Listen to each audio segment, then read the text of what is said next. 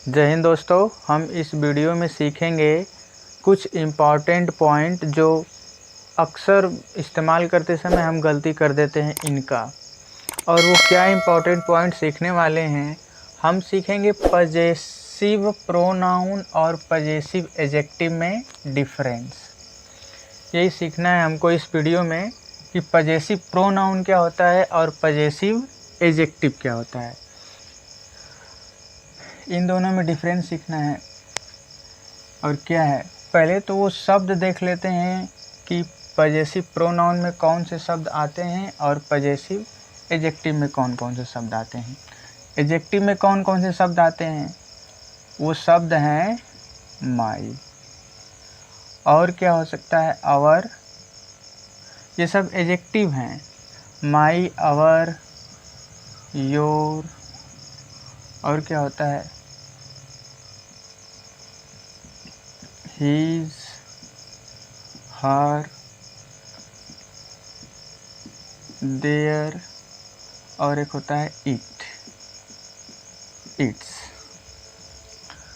तो ये सब एडजेक्टिव कहलाते हैं। एडजेक्टिव क्यों कहलाते हैं वो भी लॉजिक समझाएंगे। और ये प्रोनाउन, प्रोनाउन कौन कौन से शब्द होते हैं, इनको तो आपने देखा होगा, लेकिन इनका इस्तेमाल कैसे करते हैं ये आपने नहीं देखा होगा। देखिए, आप माइन के बारे में सुने होंगे, माइन होता है ना। माई के साथ हम अक्सर पढ़ते हैं पजेसिव केस कि माई, माइन। तो माइन। और होता है आवर्स, आपने देखा होगा लिखा हुआ, आवर्स आता रहता है। फिर योर्स आता है, और हीज का तो हीज ही होता है दोनों। इसमें यस लगाएंगे तो कैसे नहीं पढ़ पाएंगे ना, ज़्यादा नहीं लगा सकते, इसीलिए हीज ही होता है। लेकिन हर का हर्ष होता है। ये सब प्रोनाउन होते हैं। प्रोनाउन क्या होते हैं उसका लॉजिक समझाएंगे। ये हो जाएगा देयर्स, और इट होता ही नहीं है, इट का नहीं होता है प्रोनाउन, मतलब पजेसिव प्रोनाउन नहीं होता है। तो इनको बोला जाता है, जो यस वाले हैं और ये माइन, इनको प्रोनाउन बोला जाता है। और इसमें देखिए यस नहीं लगा है ना, माई है, इधर इट्स है, देयर, हर, हिज, योर, अवर। ये सब एडजेक्टिव कहलाते हैं। ऐसा क्यों है, आप देखते होंगे, जिसे अगर लिखना होगा इस तरह लिखते हैं ना, ब्यूटीफुल गर्ल।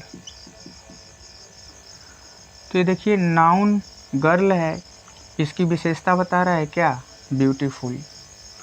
अब ये किसके पहले आया है, नाउन के पहले आया है ना। ये जो शब्द ब्यूटीफुल है किसके पहले आया है, नाउन के पहले आया है। तो नाउन के साथ आकर ये इसकी विशेषता बताता है, तो वो एडजेक्टिव कहलाता है। अच्छा, तो प्रोनाउन क्या होता है। प्रोनाउन नाउन को हटाकर खुद उसके स्थान पर आता है, साथ में नहीं आता है। यानी नाउन के साथ में नहीं आएगा प्रोनाउन, बल्कि प्रोनाउन नाउन को हटाएगा तब उसके स्थान पर आता है। ये बात आप दिमाग में रखे रहेंगे, ख्याल रहेगा, तो लॉजिक सब समझ में आएगा। जैसे अब इसी को ऐसे लिख दें, मान लीजिए माई फादर। अब देखिए, ये नाउन है फादर, और ये फादर से क्या है, पहले आया है, नाउन के साथ आया है और नाउन के पहले आया है। तो जिस तरह नाउन के पहले कोई एडजेक्टिव आता है उसकी विशेषता बताता है, उसी प्रकार ये भी है। जैसे बैड बॉय हो जाए, देखिए विशेषता बता रहा है ना इस बॉय की कि ये बैड है। ब्लैक काऊ हो जाए,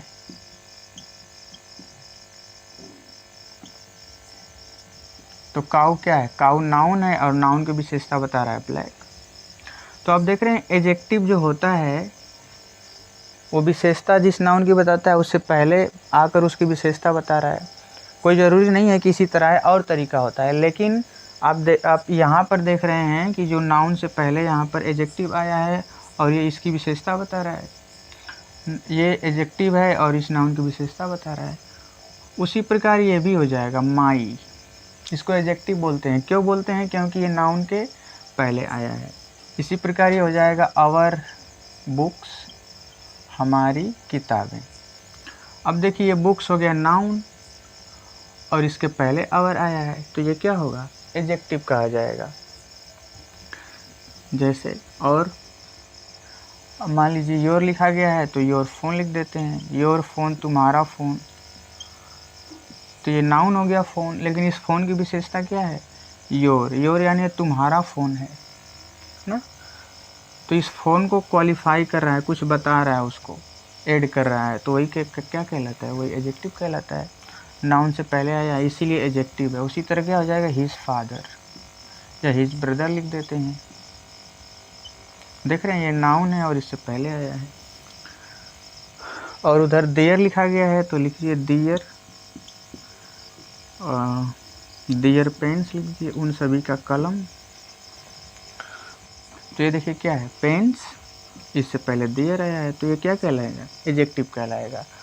अगर किसी कुत्ते का पूंछ दिखाना हो तो मान लीजिए इट्स टेल, यानी कुत्ते की पूंछ। अगर डॉग होता तो डॉग के लिए प्रोनाउन इट इस्तेमाल करते हैं, क्योंकि निर्जीव वस्तु हो या फिर जानवर हो उसके लिए प्रोनाउन इट आता है। तो इट के लिए जब पजेसिव केस लिखते हैं तो इट्स आता है। तो यहाँ पर देखिए टेल है और उसके पहले इट्स लगा हुआ है, तो इसकी क्या हो गया, मतलब ये इसके साथ आया है नाउन के और इसको क्वालिफाई कर रहा है। तो ये सब होते हैं adjective.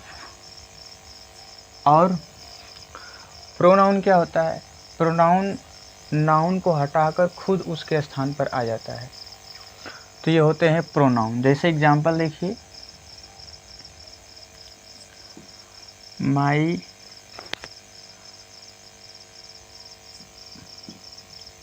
Pen is better than your pen. मेरा जो पेन है तुम्हारे पेन से अच्छा है। अब बताइए यहाँ पर ये जो नाउन है पेन, इसकी विशेषता बता रहा है माई, तो ये हो जाएगा मतलब माई एडजेक्टिव कहलाएगा। और उसी तरह यहाँ पर भी है, पेन है और इस पेन के साथ आया है योर, तो ये भी एडजेक्टिव कहलाएगा। ये तो बात ठीक है, लेकिन क्या ये वाक्य सही लिखा गया है। आपने सीखा होगा कि नाउन के रिपीटिशन, मतलब नाउन का रिपीटिशन एक ही वाक्य में नहीं होना चाहिए, इससे वाक्य की शोभा खराब हो जाती है। यहाँ पर देखिए ये जो पेन नाउन है इसी वाक्य में यहाँ पर भी आ गया है,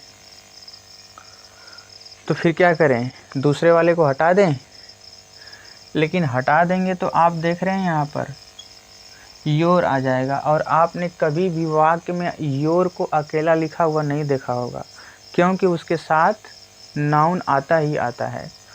तो ये भी गलत है, फिर योर तो रहेगा नहीं, तो फिर रहेगा क्या, रहेगा यस के साथ। अब जाकर सही हुआ, यानी my pen is better than yours.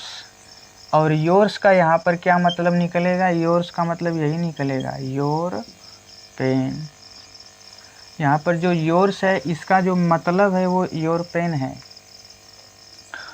तो my pen is better than yours, आप योर्स लिखेंगे ये नाउन के रिपीटिशन से बचने के लिए। तो आप देख रहे हैं इस पूरे की जगह एक हमने शब्द इस्तेमाल कर दिया, और वो क्या इस्तेमाल कर दिया, योर्स।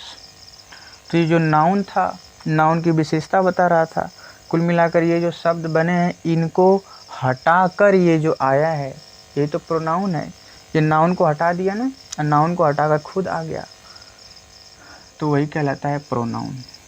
और चूँकि ये यहाँ पर देख रहे हैं ये नाउन के साथ लिखा जा रहा है इसीलिए एडजेक्टिव है, और ये अकेला लिखा जा रहा है इसीलिए क्या है, प्रोनाउन है, क्योंकि वो किसी नाउन के साथ नहीं आया है। और एक एग्जाम्पल देख लेते हैं, जैसे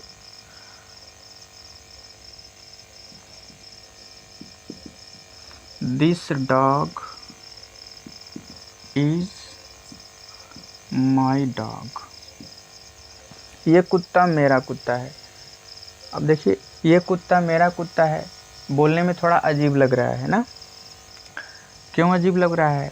अब देखिए यहाँ पर ये जो नाउन है फिर से वही नाउन लिख दिया गया, तो एक ही वाक्य में नाउन रिपीट हो रहा है, तो नाउन के रिपीटिशन को रोकने के लिए तो होता है प्रोनाउन।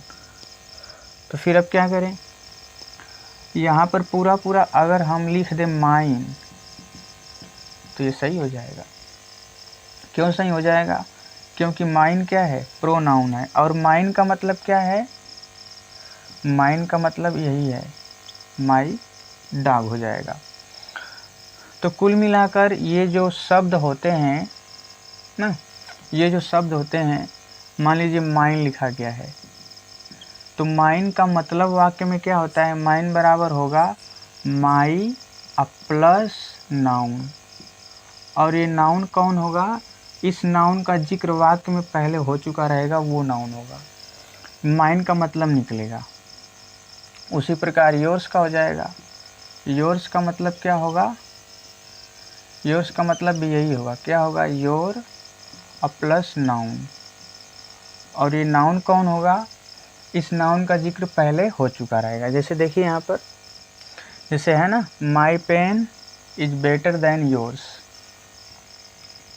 तुम्हारे पेन से अच्छा है, ये इसका मतलब क्या है, योर्स, तुम्हारा पेन हो, ये तो बता रहा है, इसका मतलब क्या है, इसका मतलब है योर और पेन, और पेन क्यों है, क्योंकि यहाँ पर जिक्र हुआ है, तो इसी की तरफ इशारा कर रहा है ये शब्द, योर पेन्स, इसका मतलब ये होगा।